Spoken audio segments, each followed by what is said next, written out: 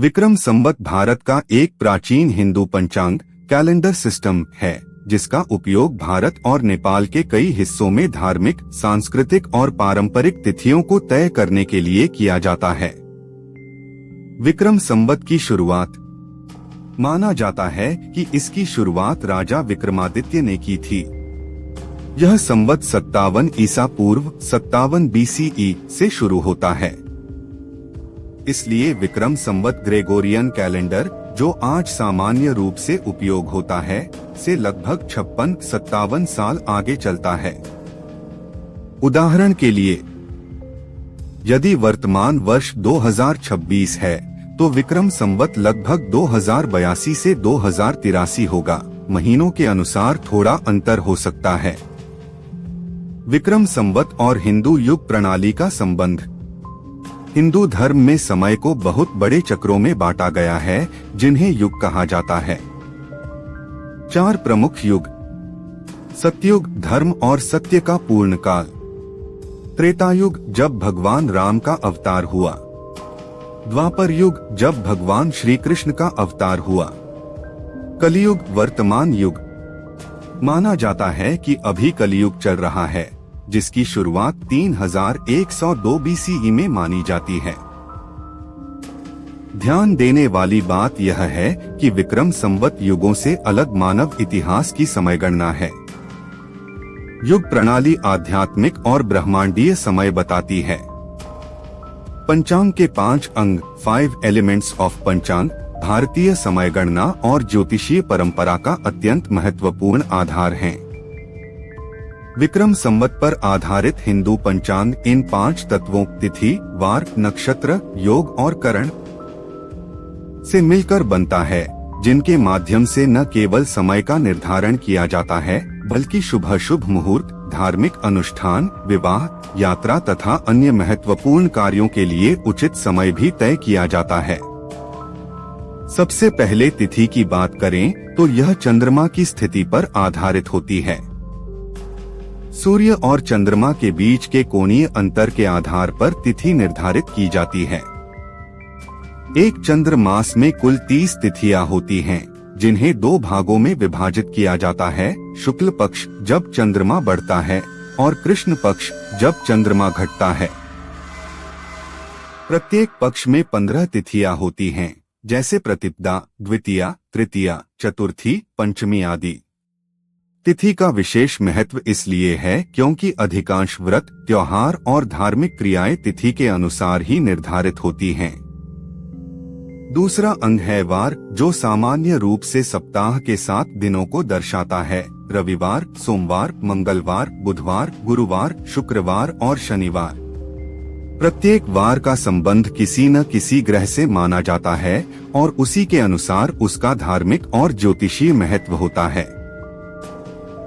उदाहरण के लिए, सोमवार को चंद्रमा और शनिवार को शनि ग्रह से जोड़ा जाता है, जिससे संबंधित पूजा और व्रत भी निर्धारित होते हैं। तीसरा महत्वपूर्ण तत्व है नक्षत्र। आकाश को 27 भागों में बांटा गया है, जिन्हें नक्षत्र कहा जाता है, और चंद्रमा प्रत्येक नक्षत्र में एक निश्चित समय तक स्थित रहता है।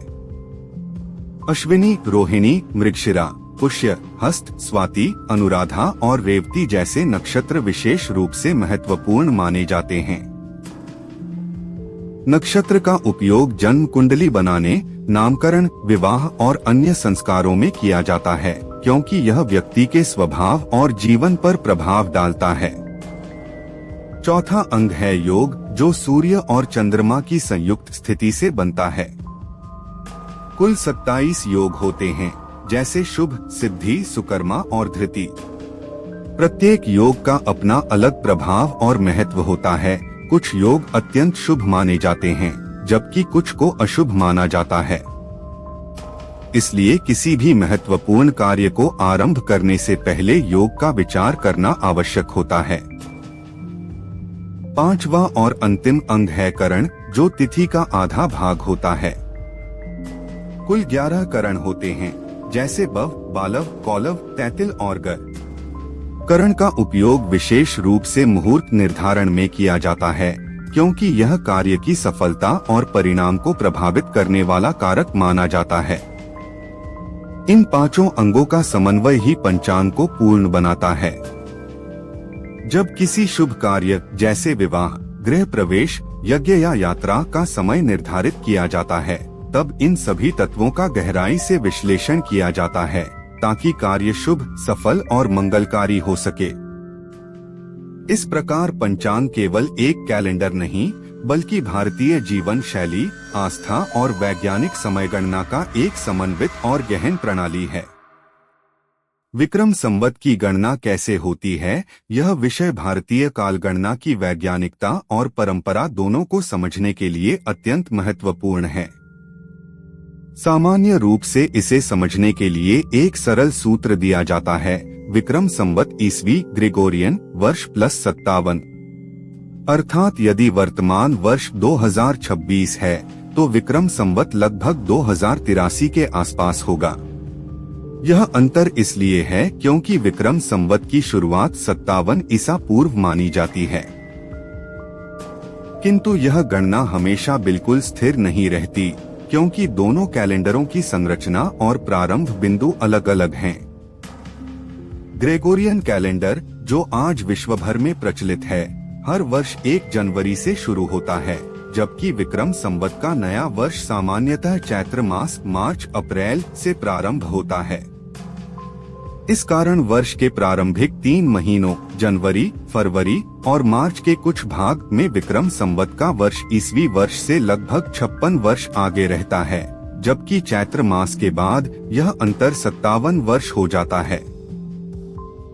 उदाहरण के रूप में यदि हम वर्ष 2026 को लें तो जनवरी से मार्च 2026 तक विक्रम संवत 2082 रहेगा, और जैसे ही चैत्र मास से नया वर्ष प्रारंभ होगा, यह 2083 में परिवर्तित हो जाएगा।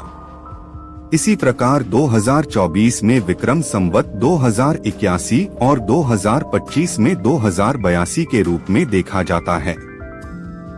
यह परिवर्तन चंद्रसौर गणना के कारण होता है, जिसमें सूर्य और चंद्रमा दोनों की गति को ध्यान में रखा जाता है। विक्रम संवत की गणना में एक और महत्वपूर्ण तत्व अधिमास लीप मंथ है। चूंकि चंद्र वर्ष लगभग 354 दिन और सौर वर्ष लगभग 365 दिन में अंतर होता है, इसलिए हर कुछ वर्षों में एक अतिरिक्त महीना जोड़ा जाता है, जिसे अधिमास कहा जाता है। इससे कैलेंडर ऋतुओं के साथ संतुलित बना रहता है और त्योहार अपने निर्धारित मौसम में ही आते हैं। अब यदि हम विक्रम संवत के नववर्ष की बात करें तो यह भारत के विभिन्न क्षेत्रों में अलग अलग परंपराओं के साथ मनाया जाता है, लेकिन इसका मूल आधार चैत्र मास ही होता है। महाराष्ट्र में इसे गुड़ी पड़वा के रूप में बड़े उत्साह से मनाया जाता है, जहां लोग अपने घरों पर गुड़ी ध्वज स्थापित करते हैं, जो विजय और समृद्धि का प्रतीक है। दक्षिण भारत में यही नववर्ष उगादि के नाम से प्रसिद्ध है, जिसमें विशेष पकवान बनाए जाते हैं और नए कार्यों की शुरुआत की जाती है। उत्तर भारत में विक्रम संवत का आरंभ प्रायः चैत्र नवरात्रि के साथ जुड़ा होता है, जब देवी दुर्गा की पूजा के साथ नव संवत्सर का स्वागत किया जाता है। इस प्रकार विक्रम संवत की गणना केवल एक गणितीय जोड़ घटाव का विषय नहीं है, बल्कि यह खगोलीय गणनाओं, चंद्रसौर संतुलन और भारतीय सांस्कृतिक परंपराओं का एक समन्वित रूप है। यह प्रणाली हमें न केवल समय का ज्ञान कराती है, बल्कि प्रकृति, ऋतुओं और धार्मिक जीवन के साथ सामंजस्य स्थापित करने का मार्ग भी दिखाती है। विक्रम संवत इतना महत्वपूर्ण क्यों है, यह समझना भारतीय संस्कृति, परंपरा और जीवन पद्धति को समझने के समान है। विक्रम संवत केवल एक समय गणना प्रणाली नहीं है, बल्कि यह भारतीय समाज के धार्मिक, सामाजिक, कृषि और ऐतिहासिक जीवन का आधार स्तंभ है। इसकी महत्ता कई स्तरों पर देखी जा सकती है, जो इसे आज भी प्रासंगिक और जीवंत बनाए रखती है। सबसे पहले विक्रम संवत को भारतीय संस्कृति की सबसे प्राचीन समय प्रणालियों में से एक माना जाता है। इसकी उत्पत्ति राजा विक्रमादित्य से जुड़ी हुई है और यह हजारों वर्षों से निरंतर उपयोग में है। यह निरंतरता भारतीय परंपरा की गहराई और स्थायित्व को दर्शाती है। जहां आधुनिक काल में ग्रेगोरियन कैलेंडर का उपयोग बढ़ा है, वहीं विक्रम संवत आज भी धार्मिक और सांस्कृतिक कार्यों में अपनी विशेष पहचान बनाए हुए हैं। दूसरा महत्वपूर्ण कारण यह है कि भारतीय धार्मिक त्योहारों और व्रतों की तिथियां इसी पंचांग के आधार पर निर्धारित होती हैं। जैसे दिवाली, होली, नवरात्रि और जन्माष्टमी जैसे प्रमुख पर्व विक्रम संवत की तिथियों के अनुसार ही मनाए जाते हैं।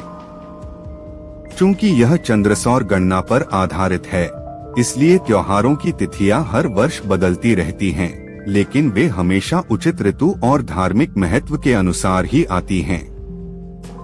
तीसरा, विक्रम संवत का गहरा संबंध कृषि और ऋतुओं से है। भारत एक कृषि प्रधान देश रहा है और यहाँ खेती का कार्य मौसम और प्राकृतिक चक्रों पर निर्भर करता है।